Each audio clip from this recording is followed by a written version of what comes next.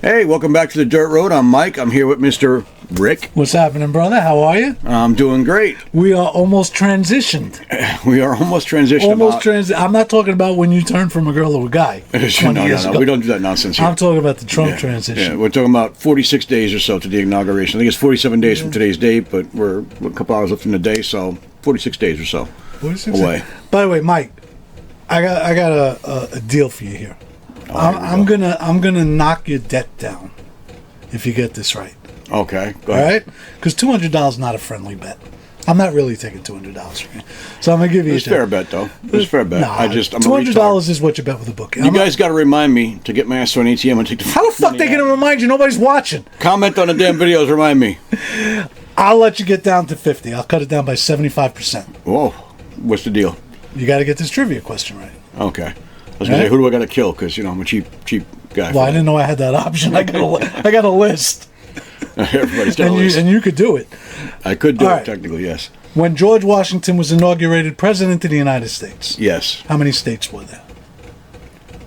They were 13, right? 13? Damn. There were 13 original colonies that separated. But no, because there was colonies that didn't right away, right? I'm trying to remember now. Oh, see, this is bad. I should know this off the top of my head, and I don't friggin' remember, and that's terrible. That's terrible. I have to think now. Well, almost everybody would say 13, so I'll let you get away. The majority of people would say 13, but it wasn't exactly 13, and I know that There were because 11.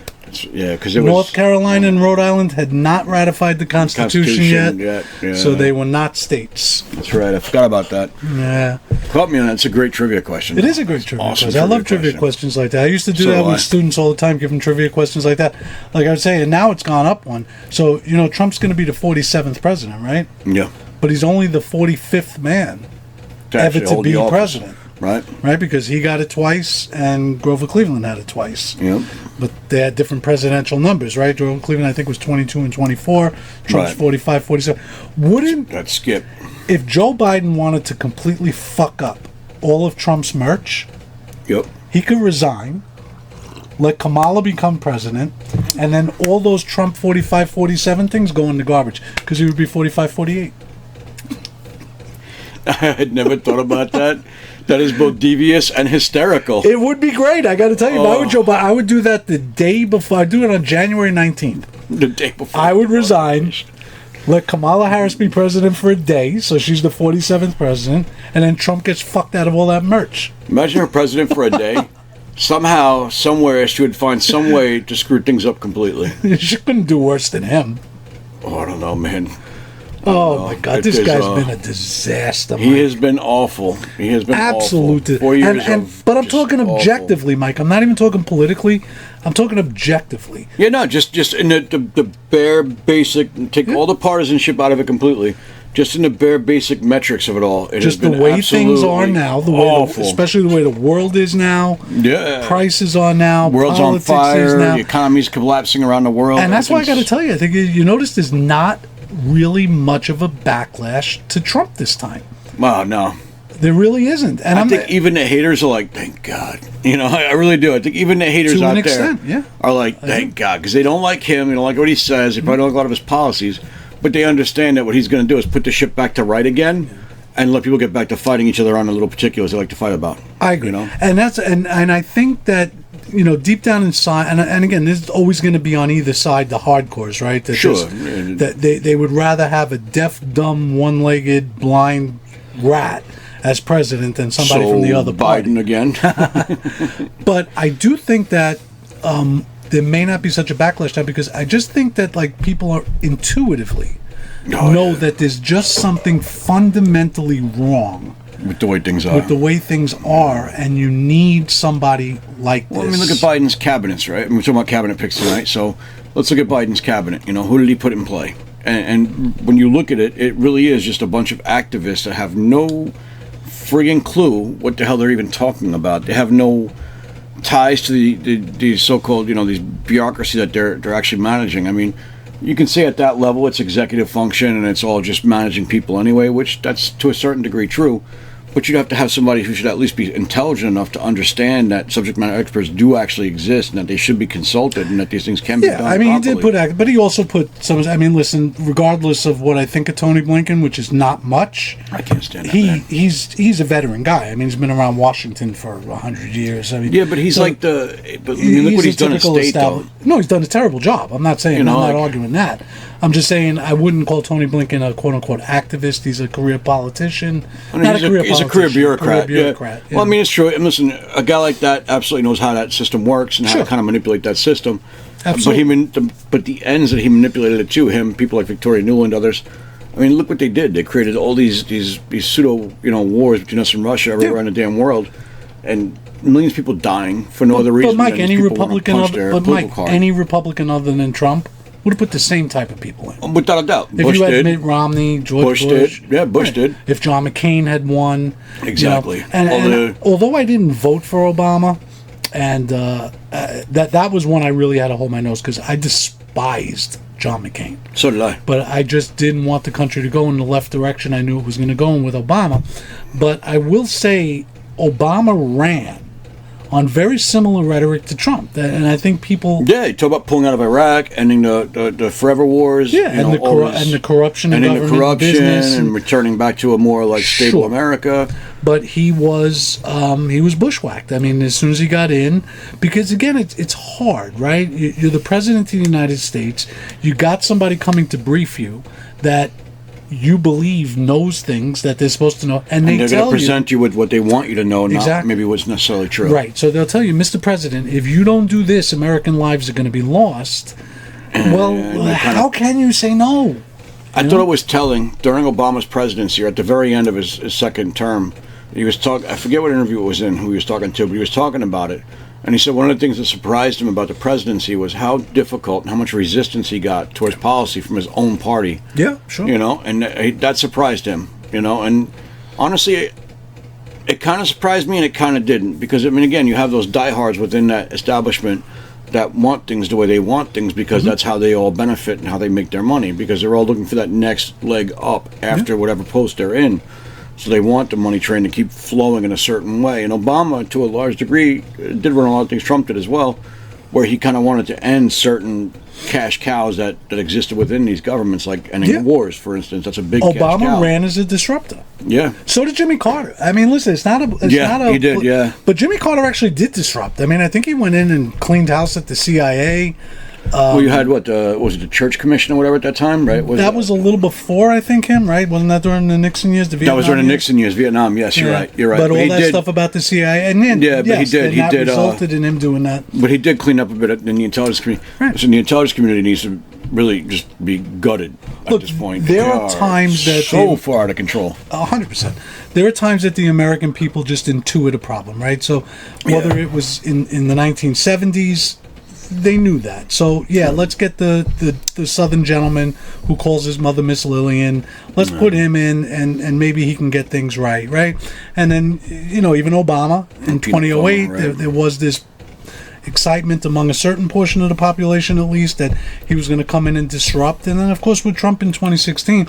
Listen, Trump, he got bushwhacked too, right? I mean, he surged in Afghanistan rather than pull out. Yeah. He armed Ukraine. He didn't pull out of Syria even after he ordered it, and his generals disobeyed him. The Mr. You're fired guy should have fired those generals. He didn't. I'm hoping he learned his lessons. I think he did, and I think that it's because I do think he meant it, Mike. You know what I mean? Like, he absolutely meant it, but I think what he learned in the first term, and what's going to be why this term will be different with these cabinet picks, is that he learned that his cabinet picks really are the government. That as much as he wants something, he has to have those people in place, that can actually bring that result about. Because what happened was the first time is he would say, here's what I want.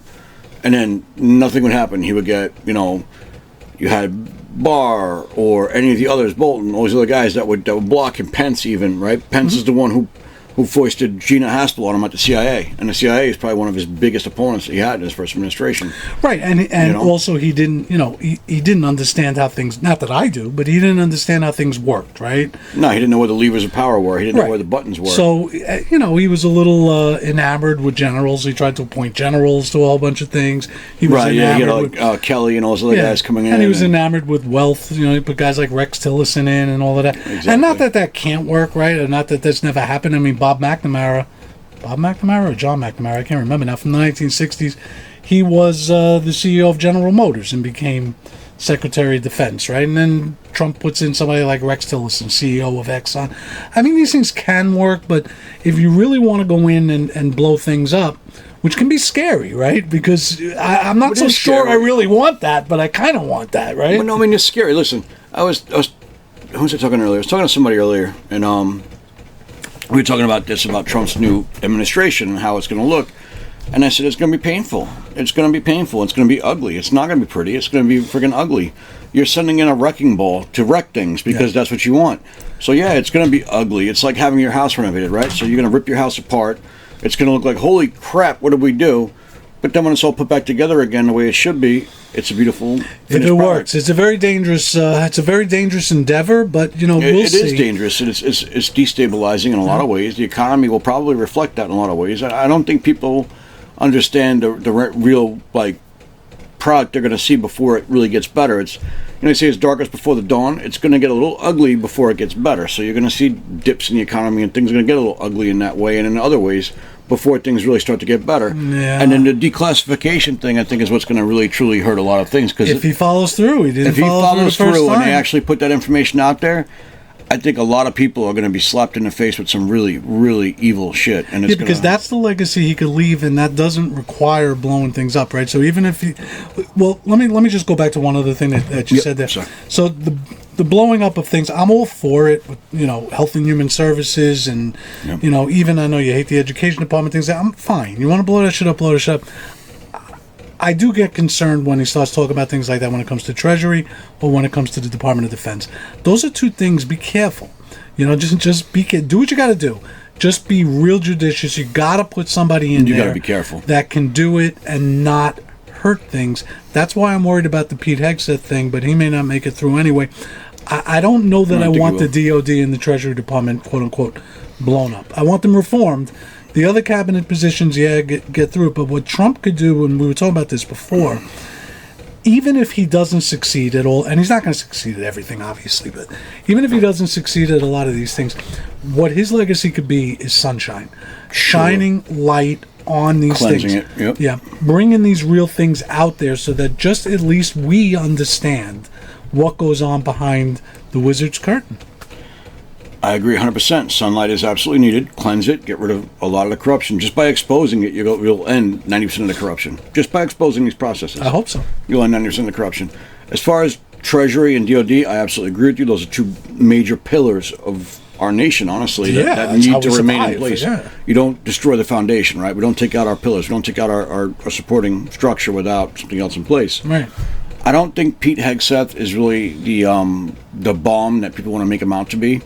I think he's a warfighter, and I think what he'll do is realign the DOD back to actual warfighting, and he'll get rid of a lot of the woke stuff is a gun. Any DEI crap, transgenders, all that shit, you're done. Okay. Gone. Can I respond to that? Yeah. So I want that too, obviously. Yeah. Where I get concerned, and again, right now it's just rhetoric, it's not action, right? So we'll see when he becomes president. But when he's talking about firing woke generals, I'm not good with that. Order the woke generals to stop with the woke shit. If they are insubordinate, then you fire them. Exactly. I don't want generals fired for being left-wing any more than I would want Biden firing right-wing generals. Yep. That's not the way it's supposed to be, in my opinion. When you're in the military, you should not, just as in the military, regardless of what leadership position you hold, personal politics are never supposed to be part of it. No, they shouldn't be. But that's my point. So order it. Right? Yeah. He's the commander-in-chief. Order it. If generals are openly defying you and they're insubordinate, then firing generals is very rare. The last one I think was fired was Stanley McChrystal, right? Yeah. because Petraeus did his shit after he was already out. I think he right? did his shit, yeah. So it was Stanley McChrystal, and then the other big ones are, MacArthur and McClellan. You know what? You got a problem if you're a general and you have an MC as a prefix to your last name. That's a good point. McClellan, MacArthur, McChrystal. So if you're a general and your last name has an MC at the beginning, you're in trouble. Change your name. But seriously, Become Smith. That's my view on that. I don't like when Trump talks like that. You're not going to purge. Well, no, because it's too big of a broad stroke. You can't do that. This has got to be surgical and not, And some of those generals just might have been following the orders that they were getting from their superiors during the Biden years. There were ones, listen, Miley is a treasonous scumbag, and he should be tried for that. He should be brought back to active duty, put on an UCM, the UCMJ, and tried for his actions. What he did by withholding the nuclear codes and calling a fucking enemy, China, to say, it's okay, we're going to make sure. That is the most treasonous thing you could possibly do. What in the hell is wrong with you, guy? All right, but aside from that, that's a pretty obvious example of bad behavior. He's such an arrogant bastard, that guy. This is an example. Most generals are. Honestly, admirals, generals, they're pretty arrogant people. It takes a lot of arrogance to kind of build. Well, you have to be somewhat narcissistic to kind of rise to that level anyway. But the vast majority of these guys are probably just watching the political wins, right? These are political creatures, right? They want to keep getting advanced. Once they get to a certain, 04, 05 rank levels, they have to kind of be more political to kind of make that promotion. So they're political creatures, and they're just kind of blowing with the wind or whatever a little bit. So no, I don't want to see anybody outright fired for their personal beliefs or for their political beliefs. No. If they did something to undermine, again, yeah, you're absolutely right. If they're insubordinate in any way, absolutely, that's obviously fireable. Sure. If during this current administration they were doing something to hurt their junior personnel, if they willingly enforced policies that they knew were hurting their junior personnel, that to me would be a circumstance where I'd say, okay, maybe that's where you start looking at them and saying, maybe we should fire this guy. Maybe. Depending upon what, or girl for that matter, depending upon what their stance is, whether they were ordered to do so or they took it upon themselves to do it. I just don't like the idea of going in saying, I'm going to be firing generals. Just wait. No, realign the force back to a war-fighting force, which is supposed to be trim the fat off. What you want them to do. Yeah. And if they're insubordinate, then you have every right to fire them. So, but again, Mike, he hasn't been inaugurated yet. Right now, it's just we've talk got and all of that sort of stuff. 46 days and a few hours to go. Yeah. But the one, I was telling you this before, if I were told I could get one of these nominees guaranteed, going to get confirmed, no problem whatsoever, my pick would be Tulsi Gabbard because, 100%. Not just because it's Tulsi Gabbard, but because of the position she's put in as Director of National Intelligence, because that, to me, like we were saying before, when you're the president and some intelligence officer comes up to you and tells you something, you're going to believe them. And they've been using this to manipulate presidents for a long time now. Yeah. And I can't know for sure until it happens. I know she's a liberal Democrat until last night. I get it. But when it comes to this sort of stuff, she has not really changed over the last. She's still the same person as she was 5 years ago. It's real, right? Some of the other stuff might be phony. She had to transition to a Republican, but this stuff is real. She truly believes that this is a terrible thing going on. Yes. And I really want someone like that to be sitting across from Trump giving him his briefings. See, she's one of those Democrats I look at and I say, okay, I may not ideologically agree with her on everything, but I respect the hell out of her because she has been consistent. She has consistently stuck to her guns. Yeah. She's served. She's smart. She's strong. She's intelligent. There's a lot of things about her that you could look at as a politician when you take the partisanship out of it and you say, is this somebody that I trust? Is this somebody that I feel like is honestly representing and doing the best they can and what they believe is the best way possible? Mm-hmm. Absolutely.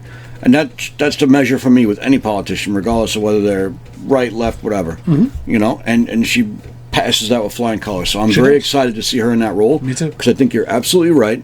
I think here's the antidote to the intelligence community trying to steer things through the intelligence briefings and reports, right? Yeah. Here's that antidote, because she's going to have all those silos that are trying to manipulate and steer things and do things that are contrary and counter to everything that we want.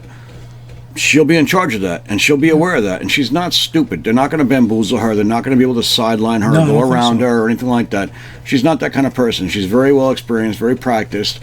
She knows how to manipulate those systems and make sure that she's getting exactly what she needs and wants, and it's going to go And she's been standing on these principles for a while, even at the detriment even at her own detriment from her own party, right? Because they went after her for it. And she even talks about this often, that she was, a golden child. She was in the Democratic Party until she questioned, Syria. Had the nerve to question Obama's decisions on Syria. Yeah. And that was it. Then all of a sudden she becomes a quote-unquote Russian asset. Yep. Hillary Clinton called her a Russian asset, and that was it. It wasn't just Hillary Clinton. Well, I mean, Hillary kind of was the first one to say it, but after that, what happens is Hillary was like, they basically marked her, right? Right. So I do pest control right now, for those who don't know, maybe, right? I like pest control. I enjoy it. It's problem solving, and I like it. So wasps. When a wasp stings you, they release a pheromone on you that marks you and lets other wasps know, hey, come sting this guy or girl, right? That was Hillary tagging Tulsi Gabbard as a Russian asset. She was saying basically to everybody on the left, hey, this one's our enemy. Go get her. That's some science for their ass right there, buddy. Look at you dropping and you science.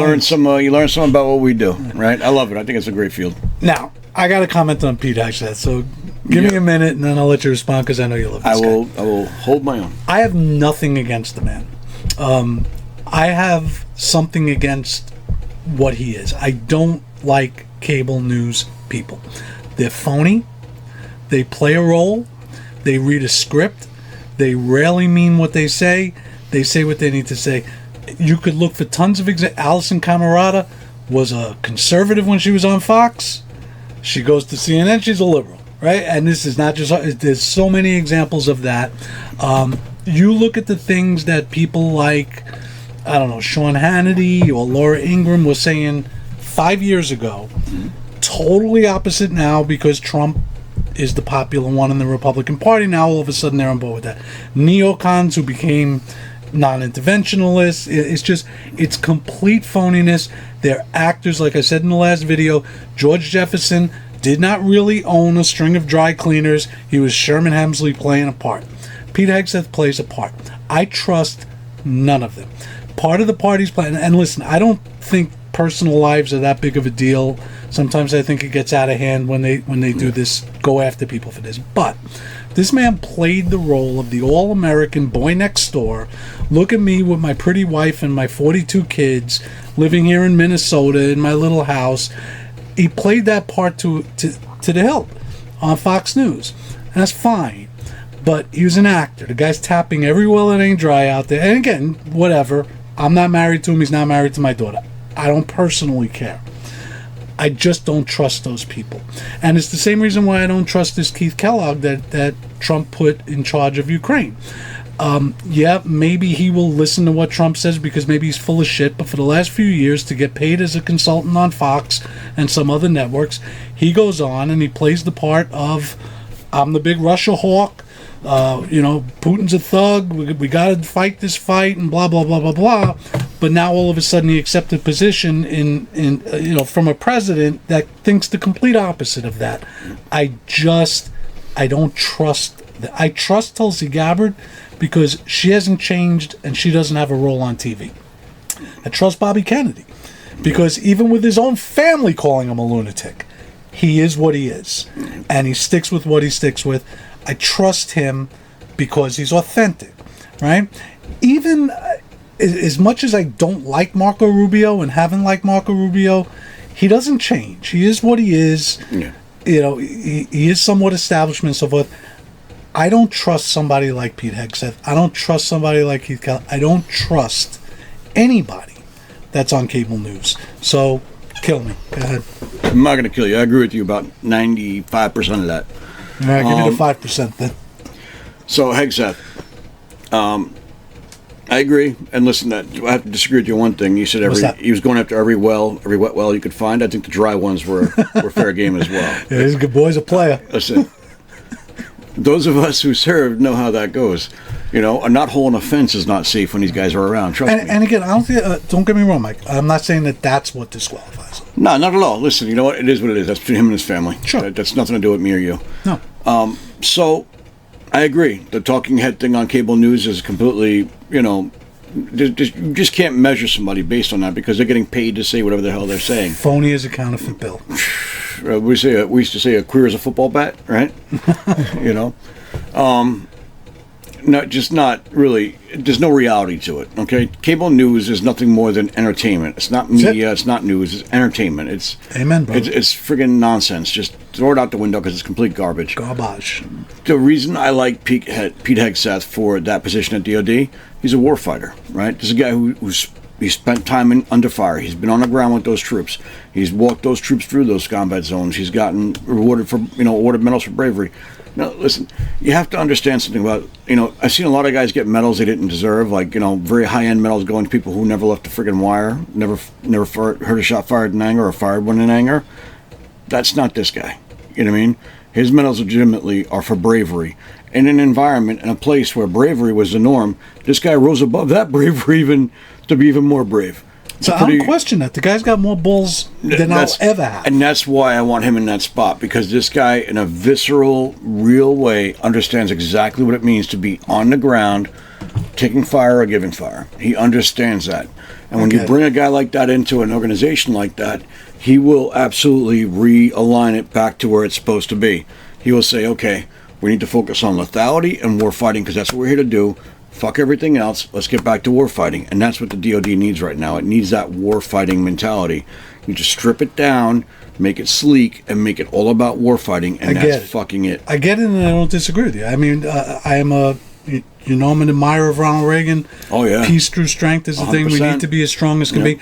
I don't think we're not strong now. I think we have a very capable military now. We do. I feel completely secure with our military. I don't feel secure with our military leaders. I don't, exactly. That's the difference, And I think that's where he comes in and starts to kind of fix things. But I think there's a lot of quote-unquote warriors out there. Again, I'm not questioning the man's bravery. No, there's some other people that definitely should be on that short list. But he's had other problems too. He wasn't vetted. When you go through these confirmation hearings, they are going to dig up every little thing about you. Everything, and that's just the way it goes. And it's a good thing, though. It is a good thing. To a point. Again, I don't. You don't need to. We don't need to split hairs on stupid things that have no bearing upon his job. Again, my problem with him cheating on his wife is not that he cheated on his wife, and not that should disqualify him. My problem with him is that, again, he's a phony because he plays the all-American boy next door. How many times I've seen on Fox News the videos of him in his home with his kids on his lap, and look at me with my pretty wife, and I'm all-American and clean cut. And again, the guy's getting laid. Good for him. But just don't play the part, of the all-American clean-cut guy. I don't like the dishonesty of it, but for me, I don't like that dishonesty. I don't like that. But beyond that, where I find it to be troubling, or I would think that would be an issue, is, okay, obviously you've got a history of doing these kinds of things. What happens when you're in that spot and you develop or you fall into some kind of illicit relationship, and now it's being used to blackmail you? And that's exactly, and that's why these things do come up. And that, Mike, that's a brilliant point. And that's what people miss. That would be my concern. Yeah. That would be my concern. And that's what people miss all the time. So when we talk about somebody's, like even with Hunter Biden, right, with the drug past and everything, that was the worry. It's not that he was a drug guy. I feel bad for him. He needed help. But if that can possibly compromise something, because you're right, you're susceptible to blackmail, you're susceptible to being, what's the word? I don't even know the word. I can't think of the word right now. But you're susceptible to being recruited or brought over to whatever side. Yes. So steered. You're right, Mike. That is a problem. So it's not that he's unfaithful to his wife. That's between him, his family, and God. But you're right. That could compromise you in a position like that. Absolutely. Where somebody has something on you, and hey, I'm going to let this go out unless you do blah blah blah. Now, listen, we're not going to get saints, right? We're not going to get all saints, especially not amongst warfighters, right? That's just not us. But I mean, look, I've had my moments of sure, but they're talking now about DeSantis maybe filling in, and once you start hearing those, where there's smoke, there's fire. I think Hegseth's gone because they're already talking about the replacement. See, I heard the DeSantis thing, and then that was denied. That was basically just of course it's denied. They doesn't mean it won't happen. The campaign came out and said that was never a thought, that was something being pushed by the establishment side because they'd rather have a guy like DeSantis. Doesn't come out of the blue. And then the latest and greatest today. With DeSantis, though? With DeSantis, nothing really wrong with DeSantis. I don't think it'd be a terrible pick for it, but it just wasn't something that anybody was really thinking about or looking for.